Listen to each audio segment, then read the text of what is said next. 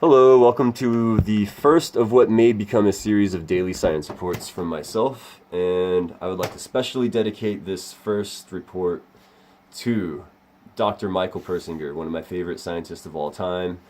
He was an American-Canadian professor of psychology at Laurentian University until he unfortunately recently passed away in August of 2018. So, in his awesome memory, I'd like to dedicate this first presentation to something that pertains to one of his theories that I'll be expanding upon, I think, in like a biography type thing, maybe a report about Dr. Michael Persinger after this, so that you guys can appreciate him as much as I do. And so, without further ado, this first report is titled Evidence for a Human Geomagnetic Sense. It was published on March 21st of 2019 by the California Institute of Technology, and scientists have developed a robust experiment that shows human brainwaves respond to changes in Earth strength magnetic fields. Here we see alpha waves, magnetic field rotation, the brain under a 64 scanner, or 64, electrode headset that kind of measures alpha waves, and here that says that the research shows changes in alpha wave amplitude, a measure of whether the brain is being engaged or is in a resting or autopilot state. Following rotations of an Earth strength magnetic field on the left, counterclockwise rotations induce a widespread drop in alpha wave amplitude. No drop is observed after clockwise rotation or in the fixed condition. And that was Connie Wang of Caltech. And so, scientists developed a robust experiment that shows human brain waves respond to changes in Earth strength magnetic fields. Many humans are able to unconsciously detect changes in Earth strength magnetic fields, according to scientists at Caltech and the University of Tokyo. The study, led by geoscientist Joseph Kirschvink and neuroscientist Shin Shimojo at Caltech, as well as the neuroengineer Ayu Matani at the University of Tokyo, it offers experimental evidence that human brain waves respond to controlled changes in Earth strength magnetic fields. Kirschvink and Shimojo say this is the first concrete evidence of a new human sense, magnetoreception. Their findings were published by the journal eNeuro on March 18th. And many animals have magnetoreception, so why not us? That was Connie Wang of Caltech, graduate student and lead author of the eNeuro study. For example, honeybees, salmon, turtles, birds, whales, bats all use the geomagnetic field to help them navigate. Dogs can be trained to locate buried magnets, so it's long been theorized that humans may share a similar ability. However, despite a flurry of research attempting to test for it in the 80s, it's never been conclusively demonstrated. Aristotle described the 5 basic senses as including vision, hearing, taste, smell, and touch. That was Kirschvink, co-corresponding author of the eNeuro study, and Nico and Marilyn Van Wingen, professor of geobiology. However, he did not consider gravity, temperature, pain, balance, and several other internal human stimuli that we now know are part of the human nervous system. Our animal ancestry argues that geomagnetic field sensors should also be there, representing not the 6th, but the perhaps 10th or 11th human sense to be discovered. To try to determine whether humans do sense magnetic fields, Kirschvink and Shimojo built an isolated radio frequency shielded chamber and had participants sit in silence in utter darkness for an hour. During that time, they shifted the magnetic field slightly around the chamber and measured participants' brainwaves via electrodes positioned at 64 locations on their heads. The test was performed with 34 human participants from a wide age range and a variety of ethnicities. During a given session, the participants consciously experienced nothing more interesting than sitting alone in the dark.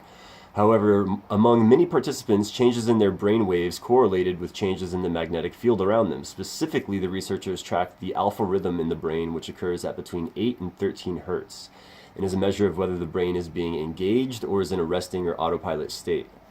When a human brain is unengaged, the alpha power is high. When something catches our attention, consciously or unconsciously, the alpha power drops. So several other sensory stimuli like vision, hearing, touch are all known to cause abrupt drops in the amplitude of alpha waves in the first few seconds after the stimulus. The experiments showed that in some participants, alpha power began to drop from baseline levels immediately after magnetic stimulation, decreasing as much as 60% over several hundred milliseconds, then recovering to baseline a few seconds after the stimulus. This is a classic, well-studied brainwave response to sensory input. Termed event-related desynchronization, or alpha ERD. That was Shimojo of the Gertrude Baltimore Professor of Experimental Biology, Physiology, and affiliated faculty member of the Tang Kiao and Chrissy Chin Institute for Neuroscience at Caltech. The test further revealed that the brain appears to be actively processing magnetic information and rejecting signals that are not natural. For example, when the vertical component of the magnetic field pointed steadily upward during the experiments, there were no corresponding changes in the brain waves because the magnetic field normally points down in the northern hemisphere, where it seems to be that the brain is ignoring these signals that are obviously wrong. The component of the study could be verified by replacing the experiment in the southern hemisphere, Kirschvink suggested, where the opposite pattern should hold. So alpha ERD is a strong neural signature of sensory detection and the resulting attention shift. The fact that we see it in response to simple magnetic rotations like we experience when turning or shaking our head is powerful evidence for human magnetoreception. The large individual differences we found are also intriguing with regard to human evolution and the influences of modern life. That was Shimojo. As for the next step, we ought to try bringing this into conscious awareness. One of the challenges in early attempts to test human magnetoreception was the difficulty of making sure that one of those changes in the brain waves were indeed correlated to the magnetic field and not some other corresponding effect. For example, the coils generating the magnetic field around the chamber created an audible hum that might be enough to trigger a change in alpha power participants. To address the issues, the chamber used in this study was not only pitch black and isolated, the copper wires for alternating the magnetic field were wrapped and cemented in place in duplicate. Each coil has a pair of wires rather than a single strand. When current is directed through the wire pairs in the same direction, the magnetic field in the chamber is altered. However, running the current in opposite directions through the wires in the pairs cancels their magnetic fields while yielding the same electrical heating and mechanical artifacts. So computers completely controlled the experiments and recorded the data. Results were processed automatically with turnkey computer scripts and no subjective steps. In this fashion, the team were able to show that the human brains did indeed respond to magnetic field as opposed to just the energizing of the coils themselves. Our results rule out electrical induction and the quantum compass hypothesis for the magnetic sense. That was Kirschvink, naming two possibilities that have been proposed for explaining the mechanism and the magnetoreception.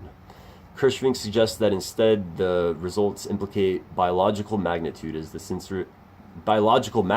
as the sensory agent for human magnetoreception.